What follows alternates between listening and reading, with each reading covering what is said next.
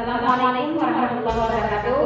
Alhamdulillahirrahmanirrahim. Kita bertemu kembali dalam pembelajaran fisika, yaitu untuk materi gerak lurus di kelas 10 masih bersama Ibu Mahriani SPDI. Untuk pembelajaran kali ini kita akan membahas beberapa materi dan saya mengharapkan anak-anak Ibu semua menyimak dengan baik dan nanti mencatat materinya di buku catatan kalian masing-masing. Dan jangan lupa sebelum belajar kalian berdoa terlebih dahulu agar pembelajaran dapat hari ini lebih berkah dan lebih bermanfaat. Untuk memanfaatkan waktu, marilah kita bersama-sama mulai pembelajaran ini, yaitu untuk materi kita kali ini gerak lurus. Baiklah, kita akan meneruskan materi kita pada hari ini, yaitu tentang gerak lurus. Dan untuk gerak lurus ini akan Ibu bagi beberapa materi, yaitu yang pertama materi pengertian gerak, kedua tentang posisi, ketiga jarak, keempat perpindahan, dan kelima yaitu kelajuan, kecepatan, dan percepatan. Anak Ibu semua untuk kelas 10 IPA tolong disimak materi ini, kemudian diresume atau dicatat di buku catatan kalian masing-masing, kemudian sambil dipahami, dan jika ada pertanyaan bisa diajukan pertanyaannya di model e-learning atau di grup WhatsApp kita. Oke, kita akan teruskan membahas materinya, yaitu pengertian gerak. Nah, apakah gerak itu? Di sini mari kita berpikir, apa sebenarnya gerak itu? Nah, jadi kemudian sebelum kita mengetahui tentang gerak, kita menanyakan, pasti kita juga bertanya, bagaimana keadaan benda jika benda itu bergerak dan tidak bergerak? Lalu pertanyaan berikutnya kita akan berpikir bagaimana sifat gerak itu. Nah, jadi di sini kita akan membahas sebenarnya apa gerak itu, kemudian bagaimana keadaan benda jika dikatakan benda itu bergerak atau tidak, dan bagaimana sifat dari benda yang bergerak itu. Nah, akan kita bahas satu-satu di sini pada materi gerak lurus ini. Oke, sekarang perhatikan gambar-gambar berikut.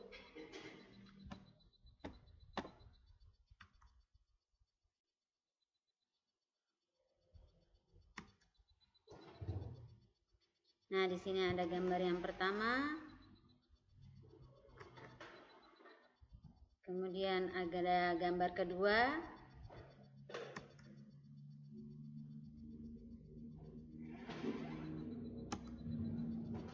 Dan ada gambar ketiga, serta ada gambar yang keempat.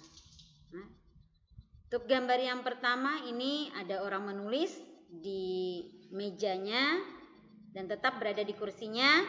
Kemudian gambar yang kedua ini ada orang berjalan, lalu di sekitarnya itu kita anggap tidak ada apa-apa, tidak ada benda apa-apa.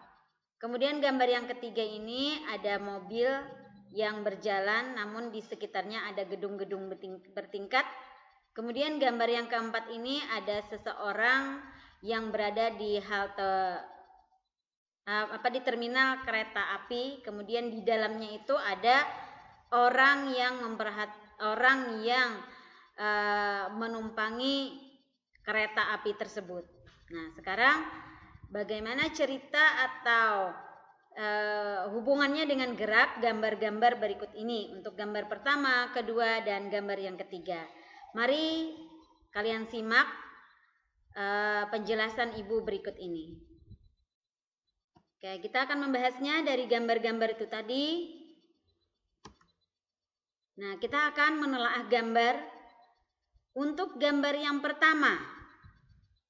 Untuk gambar yang pertama terlihat seorang anak melakukan aktivitas membaca, tetapi dia tetap berada di kursinya. dia tidak berpindah tempat. Nah, kemudian untuk gambar yang kedua, seseorang berjalan atau bergerak itu tanpa adanya titik acuan. Untuk gambar yang ketiga, mobil bergerak terhadap gedung sebagai titik acuannya. Nah, jadi mobil bergerak pada gambar ketiga ini, tapi titik acuannya adalah gedung. Kemudian untuk gambar yang keempat, seseorang yang duduk di dalam kereta api bergerak meninggalkan terminal, dan orang yang diam berdiri di terminal itu dijadikan sebagai titik acuan. Nah, jadi tadi kalian melihat untuk gambarnya. Nah, di sini kita akan telaah keadaan benda.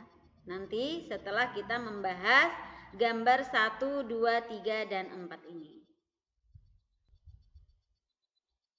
Nah, pada gambar pertama si anak tadi melakukan aktivitas membaca tetapi dia tetap berada di kursinya. Dia tidak berpindah tempat. Nah, kalau dia tidak berpindah tempat, apakah dia bisa dikatakan bergerak? Kemudian lagi seseorang berjalan atau bergerak tanpa adanya titik acuan. Mobil yang bergerak terhadap gedung, di mana gedung sebagai titik acuan, dan gambar keempat seseorang yang duduk di dalam kereta api bergerak meninggalkan terminal, dan orang yang diam berada di terminal dijadikan sebagai titik acuan. Nah, untuk yang pertama, dia tetap diam di tempatnya.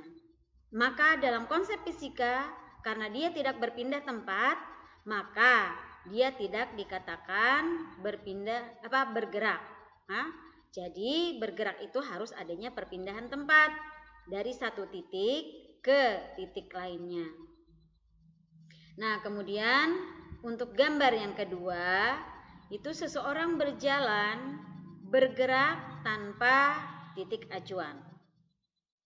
Nah, kalau orang berjalan atau bergerak tanpa titik acuan dalam konsep fisika itu tidak berarti apa-apa. Nah, kalau gambar yang ketiga, bagaimana? Mobil bergerak terhadap gedung, di mana gedung sebagai titik acuan. Karena gedung di situ diam di tempat, kemudian kita bergerak berarti kita berpindah terhadap gedung. Maka kita dikatakan bergerak. Kemudian gambar keempat, seseorang yang duduk di dalam kereta api bergerak meninggalkan terminal, kan dibawa oleh kereta api tadi. Tapi orang tersebut titik acuannya itu adalah orang yang berdiri di terminal tadi. Tapi orang yang berdiri di terminal itu dalam keadaan diam. Maka dikatakan kita bergerak terhadap titik acuan kita tadi. Nah, jadi di sini untuk telaah gambar itu, yang pertama syarat benda itu bergerak, dia berpindah tempat, dan dia memiliki titik acuan. Nah, kemudian telah keadaan benda. Nah, telah keadaan benda bagaimana? Bagaimana jika kamu berada di dalam kereta api, kemudian orang duduk di dalam kereta api itu juga sebagai acuan? Apakah kamu bisa dikatakan bergerak? Nah, ternyata tidak. Sekarang kamu dikatakan tidak bergerak sebab posisi kamu setiap saat tidak berubah terhadap kereta api itu. Kamu bergerak,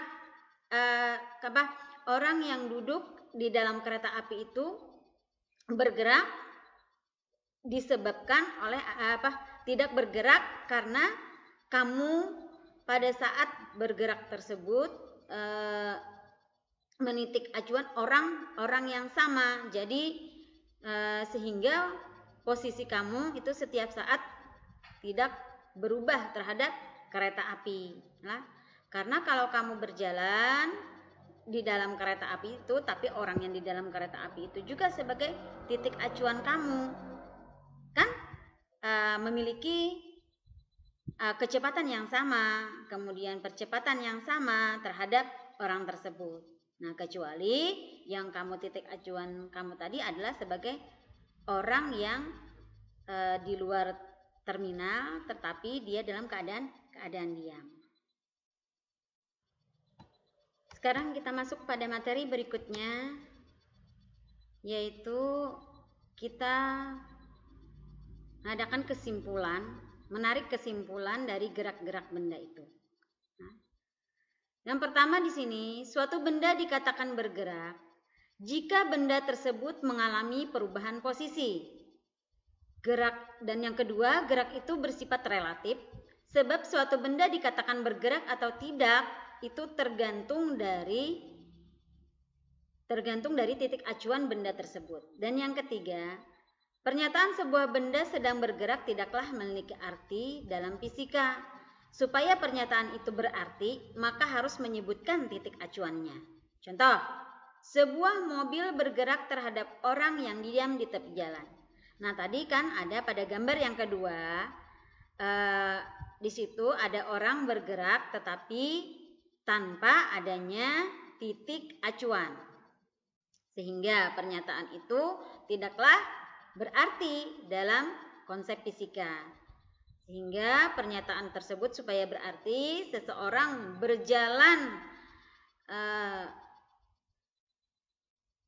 berjalan atau seseorang bergerak terhadap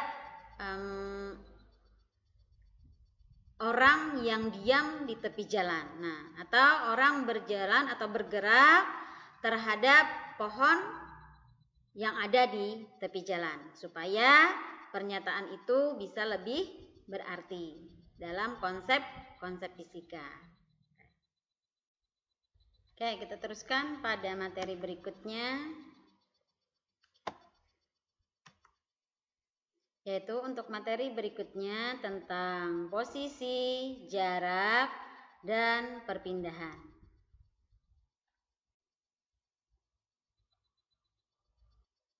Oke, akan kita bahas satu-satu, yaitu materi tentang posisi, jarak, dan perpindahan ini.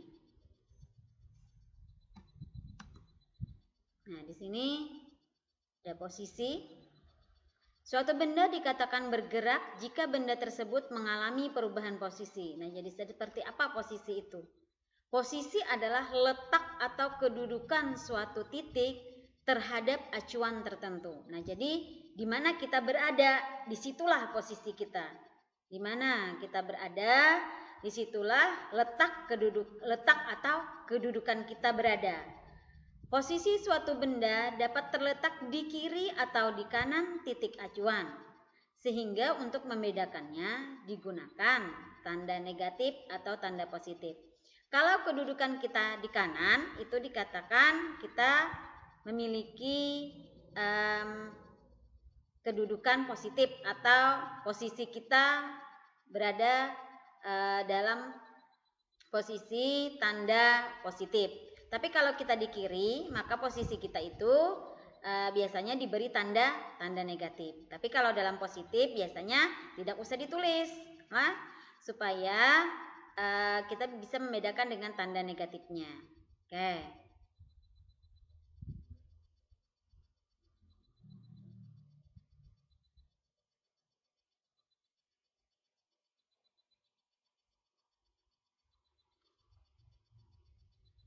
Kita teruskan materi berikutnya. Nah, di sini perhatikan gambar berikut. Ini ada garis lurus. Kemudian di garis lurus ini ada S, R, O, P, Q, dan T. Nah, gambar tersebut menunjukkan posisi benda pada suatu garis lurus. Jadi posisi benda ini, posisi benda S, R, O, P, Q, dan T ini berada dalam posisi garis lurus. Nah, perhatikan di sini.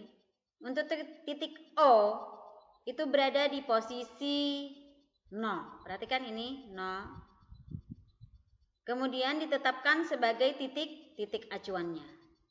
Titik P itu berada di posisi 3 atau posisi positif 3 dari O.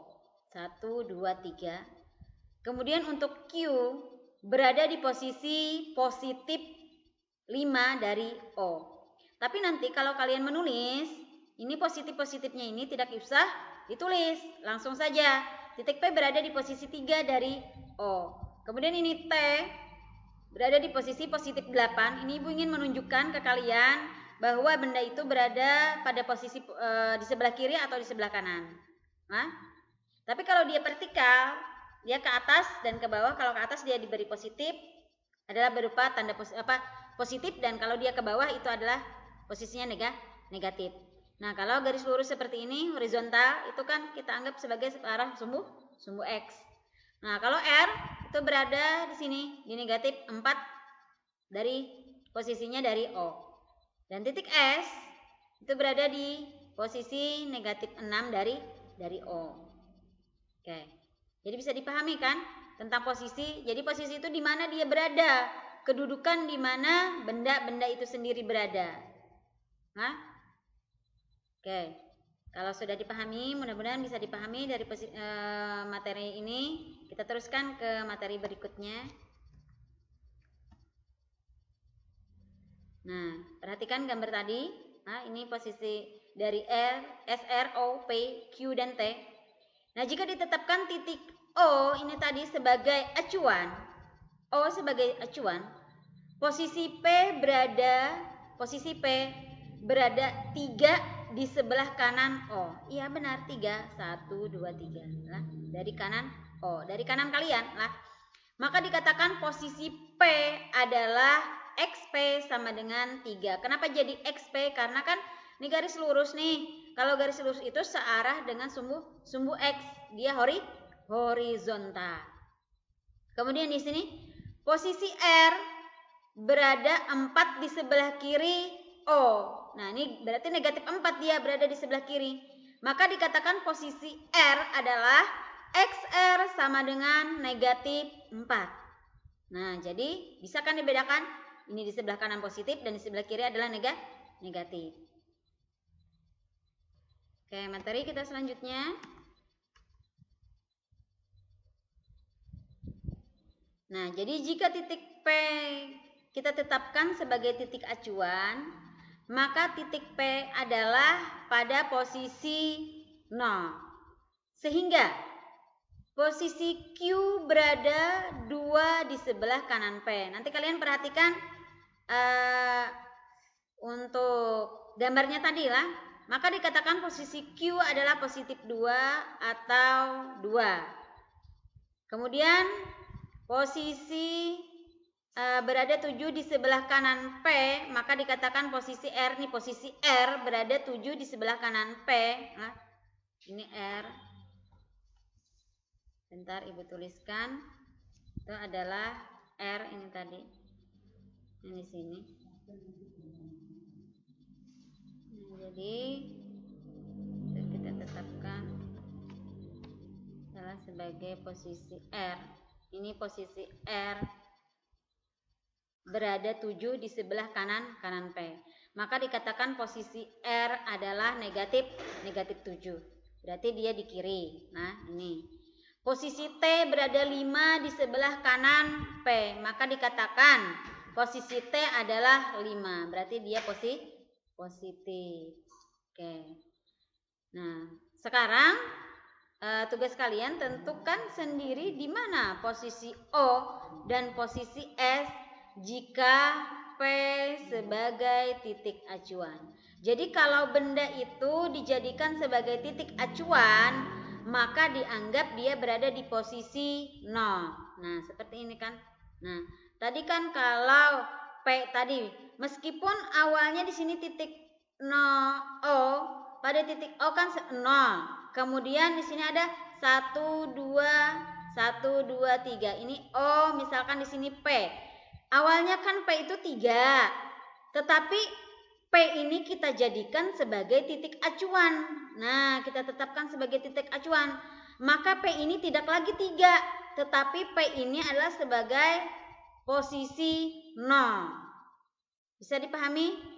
Jadi benda apapun yang kita jadikan sebagai titik acuan, benda itu tidak dalam keadaan bergerak dan benda itu kita anggap sebagai posisinya 0. Meskipun di sini tadi kalian mengetahui P itu sama dengan 3, maka kalian tidak lagi menganggapnya 3, karena kalau 3 kan O yang sebagai titik acuan. Tapi sekarang P itu sendiri yang sebagai titik acuan. Kalau P itu sendiri yang sebagai titik acuan, maka P ini adalah nilainya, posisinya adalah 0. Oke. Kemudian kalau misalkan R yang dijadikan sebagai titik acuan, maka R-nya posisinya adalah, posisi R itu adalah 0. Nah, jadi apapun R, mau Q, mau S, mau T yang kalian jadikan sebagai titik acuan, maka dia posisinya adalah 0. Nah, jadi kalian memulai menghitungnya itu dari 0 itu sendiri. Nah, tidak lagi kalian menghitungnya dari titik O. Oke. Mudah-mudahan bisa dipahami. Oke, kita teruskan ke materi berikutnya, yaitu tentang jarak. Nah, jadi tadi tentang posisi. Jadi posisi benda itu letak di mana benda itu memiliki kedudukan, atau benda itu memiliki jar urang kandangan tuh keandakan atau tempat inya berada. Nah, itu adalah posisi. Oke, sekarang ini kita masuk ke materi jarak. Nah, tolong disimak materinya baik-baik. Nah, di sini apa sih sebenarnya jarak itu? Jarak merupakan panjang lintasan sesungguhnya yang ditempuh oleh suatu benda dalam waktu tertentu. Nah, jadi panjang sesungguhnya itu, kita kan berjalan nih dari titik A ke titik B. Kalau kita berjalan dari titik A ke titik B, tentu kita punya waktu yang harus kita gunakan untuk menempuh atau kita berjalan dari titik A ke titik B tersebut. Nah, misal ada jarak nih dari titik A, ini jaraknya ke titik B. Nah, jadi panjang sesungguhnya dari titik A ke titik B ini disebut sebagai jarak. Nah, sekarang kita telah di sini. Jarak tidak mempersoalkan ke arah mana benda bergerak, sehingga jarak tidak bergantung pada arah. Sehingga jarak merupakan besaran skalar. Nah, jadi jarak ini dia tidak bernilai negatif. Dia selalu bernilai positif. Sebab apa? Karena dia tidak tergantung pada arahnya. Dan sehingga jarak selalu bernilai positif. Nah, kemudian simbol atau lambang dari jarak itu adalah S. Dan satuan jarak menurut standar internasional itu adalah meter. Nah, jadi kalian harus menuliskan jarak itu dalam huruf S, sedangkan satuannya adalah meter. Oke, kita akan bahas lebih jauh lagi tentang jarak untuk slide berikutnya. Oke, sekarang perhatikan lagi gambar berikut. Sebelum ibu membahas lebih jauh lagi tentang jarak tadi, mungkin ada anak ibu yang belum paham, yaitu materi tentang posisi benda di mana dia berada. Sekarang ibu hapus dulu untuk papan tulisnya. Nah, sekarang kita teruskan di sini. Nah, misal tadi kata ibu yang kita pertama-tama tadi kan yang dijadikan titik acuan nih posisi. Kita berbicara ke posisi lagi. Nah, sebelum kita melangkah jauh tentang jarak. Nah, jadi di sini posisi, di mana posisi itu adalah tadi kedudukan atau letak dari suatu benda itu sendiri. Nah, jadi misal posisi ini kan harus memiliki yang namanya titik acuan. Tadi O sebagai titik acuannya dia memang sebagai 0. Tetapi bagaimana kalau P sebagai titik acuan? Nah, jadi P ini tidak lagi 3 di sini, tapi kita anggap 0. Maka kalau P itu adalah 0, posisi Q terhadap P Kan P sebagai titik acuan. Posisi Q terhadap P ini adalah 2. Yaitu karena dia berada di sebelah kanan. Di sebelah kanan titik acuannya, di sebelah kanan titik P, sehingga dia bernilai 2. Nah, kalau bagaimana posisi dengan T? T ini kan berada, coba hitung. 1, 2, 3, 4, 5. Berarti T, posisi T itu adalah 5 dari titik acuannya. Nah, jadi dia adalah 5. Jadi dia tidak lagi 8, tetapi 5. Karena P sebagai titik acuan, maka P itu dianggap sebagai titik 0. Oke, bisa dipahami? Mudah-mudahan bisa dipahami. Nah, Ibu hapus dulu papan tulisnya untuk materi berikutnya. Nah, baru kita teruskan ke materi tentang jarak.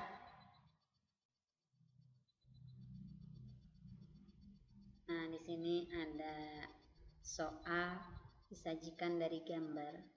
Nah, perhatikan. Tadi ada titik O, SR, PQ, P, Q, dan T. Nah, di sini tentukan jarak yang ditempuh suatu benda dari P ke Q bergerak dari lintasan POPQ. Perhatikan, simak baik-baik. Nah, jadi dia bergerak, dia ingin bergerak ke sini, ke Q. Si P ini ingin ke Q, tetapi sebelumnya dia mampir dulu ke sini. Nah, baru ke sini lagi. Baru ke sini. Nah, jadi ada berapa langkah itu? 1, 2, 3. Jadi ada 3 langkah. Sekarang bagaimana kita menentukannya?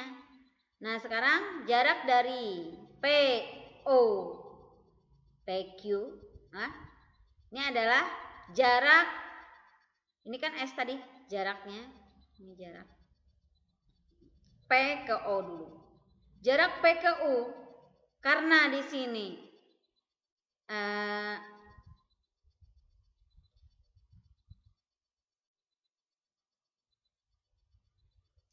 karena di sini O-nya sebagai titik acuan, nah ini P-nya sebagai titik acuan.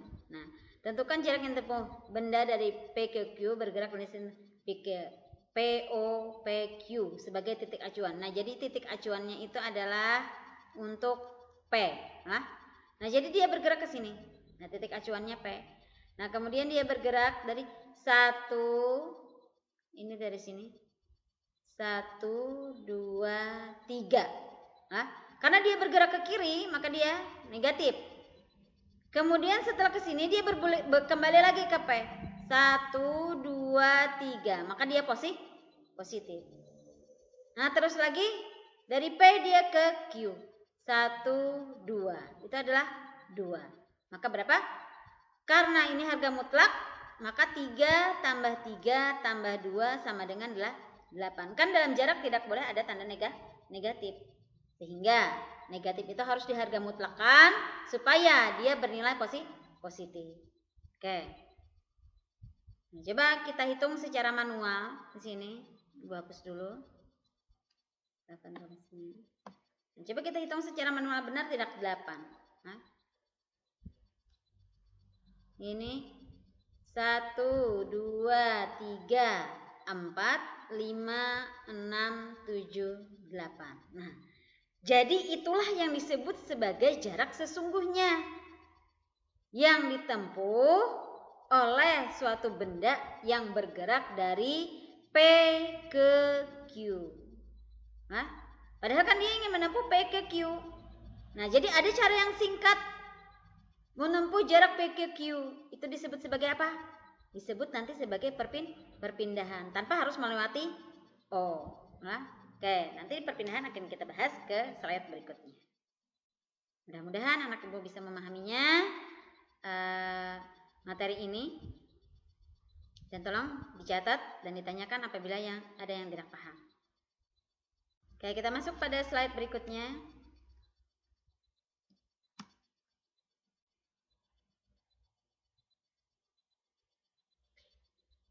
Tadi Ibu singgung sedikit, yaitu tentang perpindahan, yaitu jarak paling singkat itu disebut sebagai perpindahan.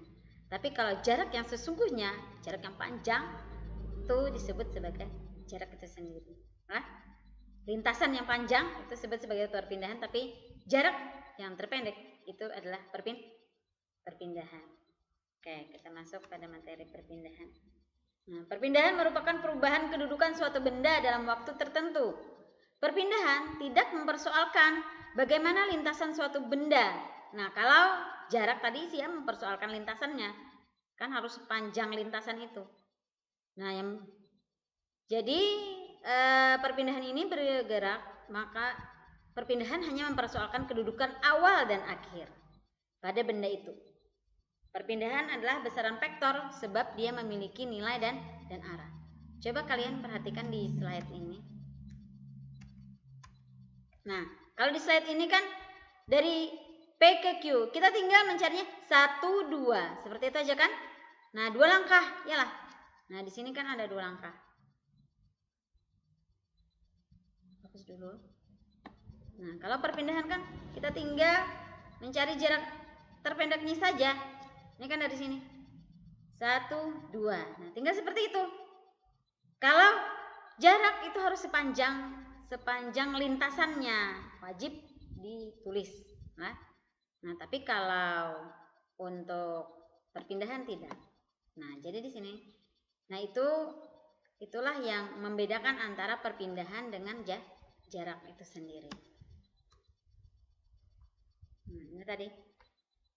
Sehingga perpindahan itu dianggap tidak mempersoalkan kedudukan, hanya mempersoalkan kedudukan awal dan akhir. Kedudukan awalnya di P dan kedudukan akhirnya di Q. Nah, sehingga karena dia mempersoalkan tentang arahnya dan nilainya, perpindahan ini bisa negatif, bisa positif. Nah, jadi dia punya arah positif dan arah negatif. Nah, lambang dari perpindahan adalah delta S. Ini segitiga ini dibaca delta. Satuan perpindahan adalah meter sama dengan jarak.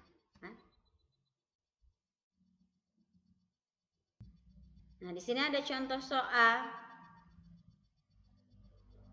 Kayak di contoh soal ini, sebuah mobil bergerak dari kota P ke Q, dari kota P ke Q. Dari kota P ke Q ini adalah 400 meter. Kemudian mobil melanjutkan perjalanan ke kota R di sini. Kota R itu 300 meter. Tentukan A, jarak yang ditempuh mobil, B, perpindahan yang dialami mobil. Nah, sekarang kita akan bahas satu-satu. Kita akan membahasnya satu-satu. Yang pertama, jarak. Jarak tadi kan panjang lintasan sesungguhnya. Kalau panjang lintasan sesungguhnya, kalian mengetahui dari P ke Q ini 400. Tulis di sini panjang PQ adalah 400. Kemudian bergerak lagi dari Q ke R. Itu adalah 300. Nah, tulis lagi 300. Panjang QR ada 300. Jumlahkan 400 tambah 300 adalah 700. Nah, itu adalah jarak. Tapi kalau kita berjalan atau kita menempuh perjalanan dari P ke Q ke baru ke R, itu kan kejauhan lintasannya, tapi ada lintasannya yang dekat. Apa? Yaitu dari P ke R langsung. Kalau kita mencari dari P ke R langsung, ini kan kalau dari P, Q, R itu kan bentuk segitiga nih. Kalau kita ingin menempuh lintasannya dari P ke R, artinya lintasan yang terdekat, maka ini adalah berupa garis miring dari segitiga, yaitu dicari dengan menggunakan apa? Teorema Pythagoras. Masih ingat rumus teorema Pythagoras? Oke. sekarang kita akan bahas teorema Pitagorasnya untuk menentukan apa? Menentukan perpindahan yang dialami mobil. Nah, sekarang untuk perpindahan yang dialami mobil kita akan bahas di sini. Nah, jadi dapat dihitung tadi dengan cara posisi awal di kota P dan posisi akhirnya adalah di kota R. Sehingga Pi ke Q tadi adalah 400 dikuadratkan, karena kan rumus Pitagoras PQ kuadrat ditambah QR kuadrat diakarkan. Jadi 400 kuadrat tambah 300 kuadrat. Sudah tahu kan? 400 dikuadratkan berapa? Ya, adalah 160.000 ditambah 120.000 sama dengan 4 akar 16 160.000 tambah 120.000 adalah 250.000, yaitu 500 meter. Oke, bisa dipahami di sini cara mencarinya? Masih ingat teorema Pitagoras yang sudah diajarkan di SMP kemarin? Ibu ulang lagi lah. Jadi panjang PR itu adalah akar 400 kuadrat ditambah 300 kuadrat. Ini kita simpan duanya kan 100 kan? Ini 4 16 kali 100 kuadrat tambah ini apa? Oh ya, ini kita hapus dulu. Nah, ini 3 ini 9. Ini 9 kali 100 kuadrat. Ini sama dengan 100-nya dikeluarkan. Nah, ini 4-nya dikeluarkan 4. Terus 16 tambah 9 kan 25 nih. Nah, 25 kali 100 kuadrat. 25 adalah 5, 100 adalah 10. Nah, jadi ini 16 100 ini adalah oke, kita di sini. Nah, ini PR. Ini Ibu bikin gampang. Akar 4 kuadrat kali 100 kuadrat tambah 3 kali 100 kuadrat. Ini kan 16. Ya kan? Nah, kemudian ditambah 9. Ini kan 100 nih. Sudah, ini dalam kurung, anggap dalam kurung. Ini adalah 100 kuadrat. Oke, sama dengan akar ini 25. Kalau 100 dikuadratkan. Nah, jadi ini sama dengan di sini, ini kan 5. Ini 100 kuadrat. Kalau kita keluarkan kan kuadratnya hilang. Jadi di sini adalah 100. 5 kali 100 adalah ini mah 500. Oke. 500 apa? 500 meter. Ya, mudah-mudahan bisa dipahami anak ibu semua. Silakan dicatat di buku catatan kalian masing-masing supaya kalian bisa lebih memahaminya. Oke, mudah-mudahan materinya bisa dipahami dan kalian bisa mengakarkan, mengali, mengurang, menambah. Itu jangan lupa harus diulang-ulang lagi di rumah. Juga kalian 1 sampai 10 lah. Kalian harus ingat, kalian harus hafal supaya kalian bisa mengakarkan, mengurang, mengali dan menambah. Nah, kita teruskan pada materi berikutnya.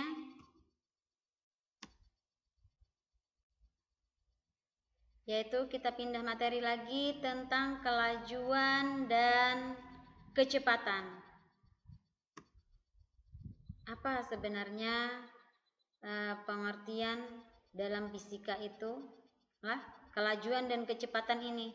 Kalau kelajuan dan kecepatan dalam konsep fisika itu sebenarnya memiliki pengertian yang berbeda. Apa perbedaannya akan kita bahas di sini. Nah, perhatikan pernyataan berikut dan temukan perbedaannya. Yang pertama, Duta berangkat ke sekolah mengendarai motor dengan kelajuan 50 km per jam. Itu untuk pernyataan pertama. Untuk pernyataan yang kedua, Andi melakukan perjalanan dari Jakarta naik kereta api ke arah timur menuju Solo dengan kecepatan 120 km per jam. Apakah pernyataan ini sama? Coba kalian perhatikan.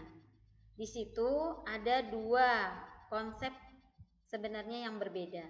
Ada kata-kata yang paling mendasar itu yang membedakan antara pernyataan pertama dan pernyataan yang kedua, yaitu ini adalah kelajuan, dan di sini adalah kecepatan. Jadi antara kelajuan dan kecepatan pernyataan ini nanti yang akan kita bahas untuk slide berikutnya. Oke, kita teruskan pada slide berikutnya.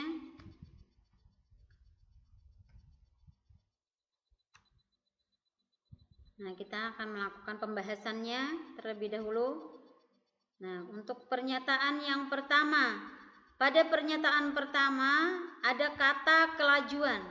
Kelajuan merupakan besaran skalar. Nah, kelajuan di sini merupakan besaran skalar. Kenapa dia termasuk besaran skalar? Nah, di sini ada sebabnya yang menyebabkan dia adalah besaran skalar. Ini terketik Ibu 2 kali besarannya lah. Nah, jadi di sini ada besaran skalar sebab dia tidak tergantung pada arah geraknya. Dengan kata lain, kelajuan suatu benda hanya ditentukan oleh jarak. Nah, jadi sama, kelajuan dan jarak itu adalah besaran skalar. Dia hanya ditentukan oleh nilai dan tidak ditentukan oleh arahnya. Nah, jadi ditentukan oleh jarak yang ditempuh benda dan selang waktu yang diperlukan untuk menempuh jarak itu. Nah, sekarang untuk pernyataan yang kedua. Pada pernyataan yang kedua ini ada kecepatan. Kecepatan merupakan besaran vektor. Nah, ini juga itu 2 kali. Nah, jadi ada besaran vektor. Sebab kecepatan mempunyai besaran dan arah geraknya. Dia mempunyai besar dan arah geraknya. Nah, dia mempunyai besar dan arah. Kalau dia mempunyai besar dan arah, berarti dia termasuk besaran vektor. Dan kecepatan suatu benda ditentukan oleh perpindahan benda dan selang waktu yang diperlukan untuk melakukan perpindahan tersebut. Nah, jadi kalau kelajuan itu tergantung dari jarak dan waktu. Tapi kalau untuk kecepatan itu tergantung dari perpindahan dan waktunya. Nah, sekarang di slide berikutnya kita akan bahas lebih jauh lagi bagaimana secara sistematis tentang kelajuan dan kecepatan ini. Oke, kita masuk pada slide berikutnya.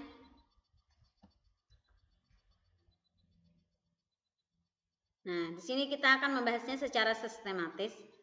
Besarnya kelajuan itu dapat dirumuskan sebagai berikut. Nah, tadi karena kelajuan tadi ditentukan oleh jarak dan waktu, maka kelajuan itu lambangnya adalah V. Kemudian dirumuskan jarak dibagi dengan waktu. Nah, jadi di sini adalah V, kelajuan lambangnya V kecil.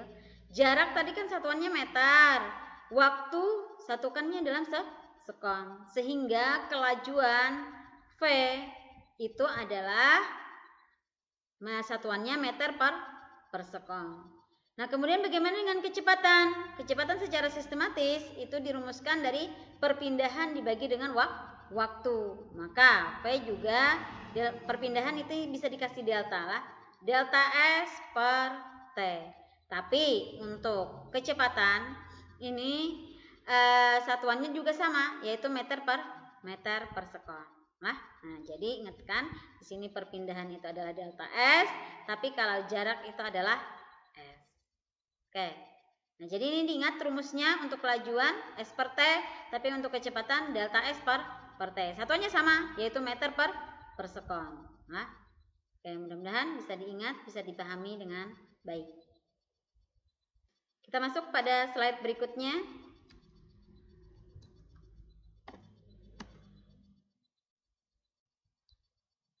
Kita akan membahas contoh soal dari materi yang sudah kita bahas. Perhatikan contoh soal berikut. Setiap hari Duta berangkat ke sekolah bersama Arya. Diketahui jarak rumah Dita ke rumah Arya adalah 400 meter. Ditempuh dalam 6 menit. Selanjutnya dari rumah Arya ke sekolah itu berjarak 300 meter. Ditempuh dalam waktu 4 menit. Berapakah kelajuan dan kecepatan Duta tersebut hingga sampai ke sekolah? Oke, sekarang akan kita bahas materinya. Dari contoh soal ini akan kita bahas. Mudah perhatikan juga baik-baik supaya kalian bisa mengerjakan nanti soal-soal yang akan diberikan Ibu. Oke, sekarang kita bahas soalnya.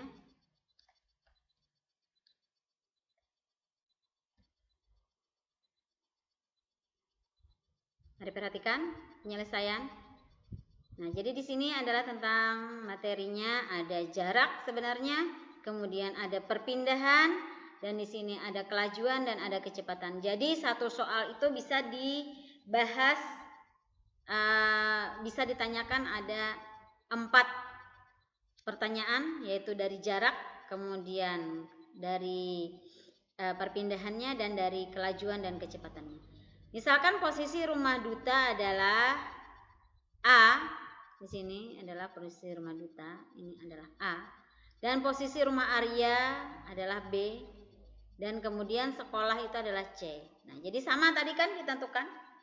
Tadi sudah kita bahas ini, yang dari A ke B, dari P ke Q, Q ke R tadi, sudah kita bahas. Tapi ini adalah dalam gambaran soalnya seperti ini dalam bentuk cerita. Nah, kemudian si Duta ini adalah titik A, kemudian rumah Duta titik A, rumah Arya titik B, dan sekolah itu adalah titik C. Si Duta ini bergerak dari titik A ke titik B, atau Duta bergerak ke rumah Arya itu 400 meter, kemudian singgah dari rumah Arya ke sekolah itu adalah 300 meter. Nah, kan membentuk segitiga nih. Secara garis besar dia akan membentuk segitiga, dan di sini tadi akan didapatkan 500 meter. Karena apa? Di sini adalah garis miringnya.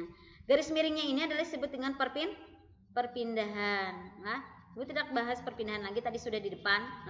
Nah, jadi jarak rumah Duta adalah jarak sebenarnya dari 400 meter ditambah 300 meter itu adalah 700 meter. Nah, perpindahannya dicari dengan menggunakan teorema Pythagoras.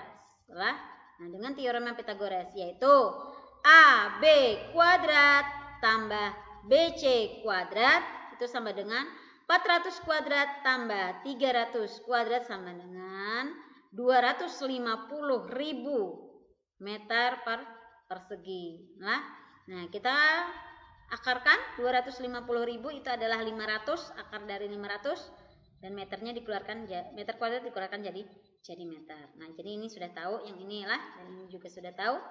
Dan baru kita ke kelajuannya. Ingat, kalau kita mencari kelajuannya boleh kita dalam menit, tapi kalau nanti ditanyakan ke detik maka ini harus dikonversi. 10 menit itu berapa detik? Jadi 10 menit kali dengan 60 detik. Nah, kalian cari. Jadi 600 detik. Tapi kalau dalam menit saja, nanti di soalnya dalam menit saja, maka dicarinya seperti ini. Jarak 700 per 10. Kan dari rumah Duta ke rumah Arya ini adalah 6 menit. Dari rumah Arya ke sekolah itu adalah 4 menit. Sehingga 6 tambah 4 adalah 10 menit. Jadi jaraknya 700 dibagi 10 adalah 70 meter per menit. Tapi kalau seandainya ditanyakan detik, ini diubah dulu, yaitu 600 detik. Maka kelajuannya V adalah 700 dibagi dengan 600. 600. Ini coret-coret. Jadi sini 7 per 6 meter per sekon. Nah, jadi seperti itu. Nah, kemudian untuk perpindahan, kan perpindahannya dari A ke C, ini kan perpindahannya nih 500 nih. Perpindahannya 500. Jadi tulis 500 per 10 menit. Jadi 500 bagi 10 adalah 50 menit. Tapi kalau ditanyakannya dalam detik, meter per sekon, ditanyakannya dalam meter per sekon, maka 500 dibagi dengan 600. Ini dicoret. Jadi adalah 6/5 meter per sekon. Oke. Mudah-mudahan bisa dipahami. Nanti kalau tidak paham, diulang-ulang lagi video dari ibu ini supaya bisa lebih dimengerti. Oke, kita masuk pada materi berikutnya, yaitu tentang percepatan. Baru nanti kita setelah percepatan ini kita akan membahas gerak lurus beraturan, gerak lurus berubah beraturan, gerak partikel ke atas, partikel ke bawah, dan gerak jatuh bebas, yaitu nanti pada video berikutnya. Nah, simak video materi tentang percepatan ini Ibu akan jelaskan. Nah, perhatikan pernyataan berikut. Perubahan posisi itu dinamakan perpindahan. Sedangkan perpindahan tiap detik itu disebut kecepatan. Nah, sedangkan apakah kecepatan itu dapat berubah? Nah, jadi pernyataan yang pertama, perubahan posisi itu dinamakan perpindahan. Jadi kan setiap benda tadi harus berpindah posisi supaya benda itu bisa dikatakan bergerak. Nah, kemudian lagi, sedang perpindahan tiap detik, bila benda itu berpindah tiap detiknya, tiap waktunya, itu disebut dengan kecepatan. Nah, apakah kecepatan itu dapat berubah? Sekarang kalian pikirkan, apakah kecepatan itu dapat berubah? Tanyakan dalam diri kalian masing-masing, kemudian jawab. Kalau sudah tahu jawabannya, mari kita lanjutkan pada materi berikut ini. Sekarang kita akan telaah kasus. Bagaimana kasusnya? Di sini ada kasus yang harus kalian pecahkan. Nah, di sini ada kasus yang harus kita telaah terlebih dahulu.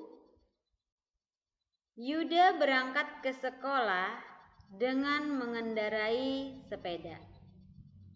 Ketika melewati jalan lurus yang menurun, sepeda Yuda mengalami perubahan kecepatan. Pada sekon pertama, kecepatan sepedanya 3 meter per sekon. Pada sekon kedua, kecepatannya menjadi 5 meter per sekon. Dan pada sekon ketiga, kecepatan sepedanya menjadi 7 meter per sekon. Hitunglah penambahan kecepatan tiap sekon sepeda Yuda tersebut. Mari kita bahas satu persatu. Solusinya, penambahan kecepatan sepeda Yuda setiap sekonnya dapat dihitung sebagai berikut. Tadi selang waktunya adalah 1 sekon. Yang pertama sampai 2 sekon. Nah, itu berarti kan ada perubahan posisinya, yaitu perubahan posisinya dari 3 menjadi 5. Kemudian perubahan waktunya dari sekon pertama menjadi detik pertama kemudian menjadi 2 detik. Nah, jadi di sini dikurangkan 5 dikurang 3 itu 2 dikurang 1 adalah 1, maka 2 bagi 1 adalah 2 meter per sekon. Nah, ini 2 meter per sekon. Nah, ini kan sekon nih. Ini meter per sekon. Perhatikan. Meter per sekon per sekon. Ini kan berarti per 1. Kemudian sama dengan meter per sekon dikali, satunya adalah ke atas, 1/2. Ini sama dengan meter per sekon dikali 1 per sekon. Nah, berarti di sini meter kali 1 meter. Sekon kali sekon adalah sekon kuadrat. Meter per sekon kuadrat itu adalah satuan dari percepatan. Nah, perhatikan di sini percepatannya. Apakah percepatannya mengalami perubahan dan apakah kecepatannya mengalami perubahan? Nah, jadi di sini pada selang waktu kedua sampai selang waktu 3 sekon, ini 7 kurang 5 per 3 dikurang 2 adalah 2 meter per sekon. Pada selang waktu T 1 sekon sampai T 3 sekon adalah 7 dikurang 2 dibagi 3 dikurang 1 adalah 2 meter per sekon. Oke, akan Ibu ajarkan lagi sekali, yaitu cara mencari satuan dari percepatan itu tadi. Ini meter per sekon dibagi sekon. Berarti kan sama dengan meter per sekon dikali 1 per sekon sama dengan meter per sekon kuadrat.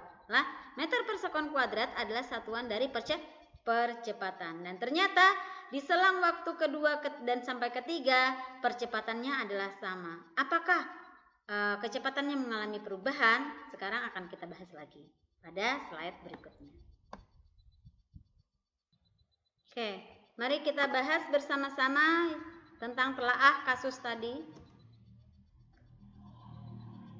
Nah, berdasarkan perhitungan tersebut diperoleh penambahan kecepatan Yuda setiap sekon. Itu adalah 2 meter per sekon kuadrat. Jadi penambahan kecepatannya kan bertambah. Nah, dengan demikian bahwa kecepatan gerak dapat berubah setiap saat. Perubahan kecepatan setiap saat inilah yang dinamakan dengan percepatan. Jadi percepatannya itu adalah 2 meter per sekon kuadrat. Sedangkan penambahan kecepatannya, jadi penambahan kecepatan ini adalah percepatan. Bukan kecepatan satuannya 2 meter per sekon, bukan. Tapi penambahan kecepatan itu adalah percepatan, satuannya adalah 2 meter per sekon. Jadi penambahan kecepatan ini adalah percepatan.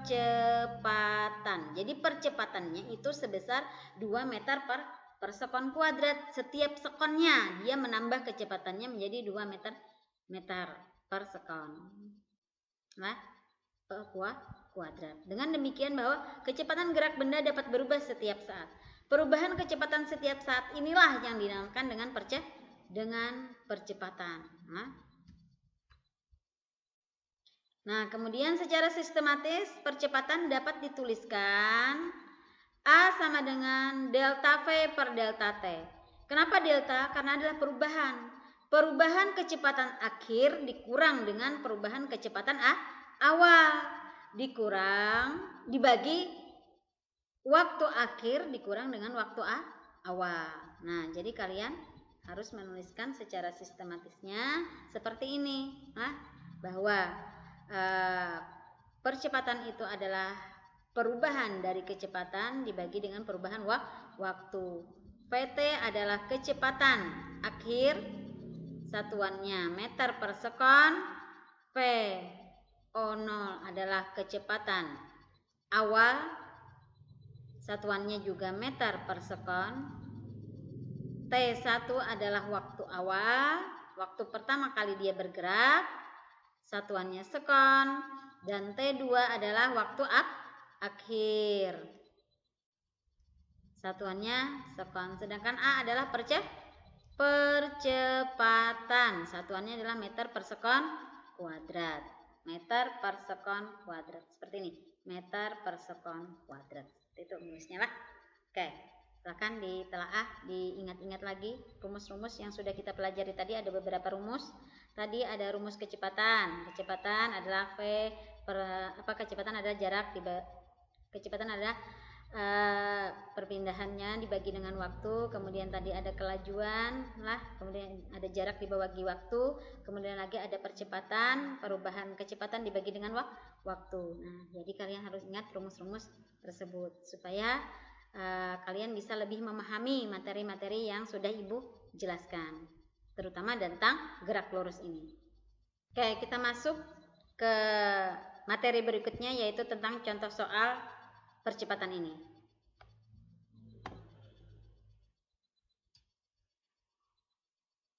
Contoh soal percepatan, perhatikan. Andi mengendarai sepeda motor ke utara, dipercepat dari keadaan diam sampai kecepatannya 72 km per jam dalam waktu 5 sekon. Tentukan besar dan arah percepatan Andi. Tentukan besar dan arah percepatan Andi. Nah, tentukan besar dan arah percepatan Andi. Sekarang akan kita bahas contoh soal percepatan ini pada slide berikutnya.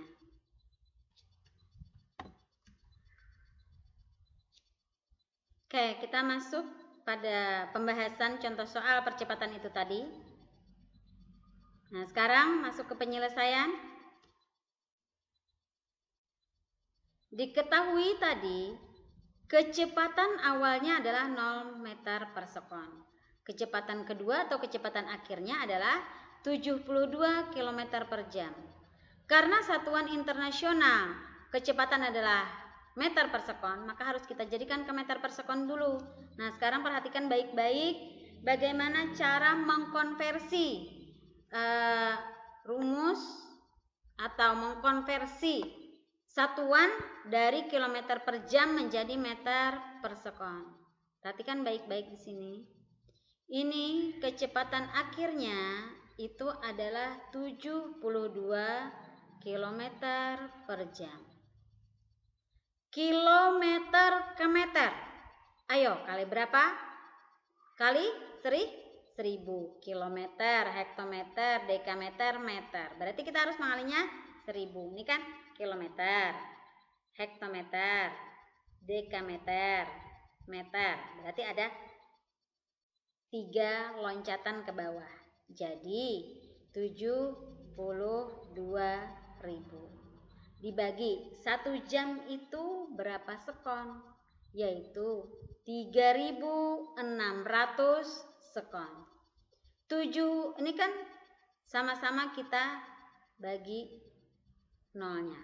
Nah, kemudian 72 dibagi 36 adalah 2. Nolnya turun ke bawah. Meter per sekon. Nah, jadi didapatkan ini. Nah, 20 meter per sekon. Nah, oke. Bisa dipahami? Nah, baru kita ketahui waktunya adalah 0 waktu dia mulai bergerak 0 sekon. Waktu akhirnya adalah 5 sekon. Yang ditanyakan adalah percepatan dan yang kedua adalah arah percepatannya. Perhatikan. Rumus untuk menentukan percepatan tadi atau percepatan rata-rata sama lah. Itu adalah waktu akhir dikurang waktu awal dibagi dengan T2 dikurang T1. Nah, jadi untuk menentukan percepatannya atau percepatan rata-ratanya itu adalah delta V per delta T. Nah, jadi ini. Nah, jadi kalau ditanyakan tentukan percepatan rata-ratanya, maka tentukan saja rumus dengan menggunakan rumus ini lah. Kecepatan akhirnya tadi adalah 20 meter per sekon dikurang kecepatan awalnya 0. T2-nya adalah 5 kurang 0. Jadi 20 dibagi 5 adalah 4 meter per sekon. Sebenarnya tanda positif ini juga tidak ditulis tidak apa-apa. Karena apa? Karena kalau tandanya tidak ada tandanya negatif berarti sudah dia menunjukkan tanda positif. Nah, jadi arah percepatannya adalah tanda positif menunjukkan bahwa arah percepatan searah dengan arah kecepatan. Kalau dia positif, dia akan searah dengan arah kecepatan, dia tidak berlawanan. Jadi arah percepatan Andi tadi adalah ke utara. Oke, bisa dipahami untuk materi ini? Nah, kita kembali ke soalnya. Nah, tadi kan ditentukan tadi mengendarai sepeda motor ke arah utara dipercepat. Nah, sehingga percepatannya juga ke arah utara. Oke. Mudah-mudahan bisa dipahami semua cara mengkonversinya, kemudian cara menentukan percepatannya dan cara menentukan arah dari percepatan itu sendiri.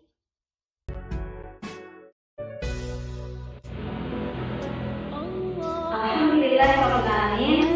Demikian pembelajaran fisika untuk materi gerak lurus. Mudah-mudahan bermanfaat untuk kalian. Terima kasih. Wassalamualaikum warahmatullahi wabarakatuh.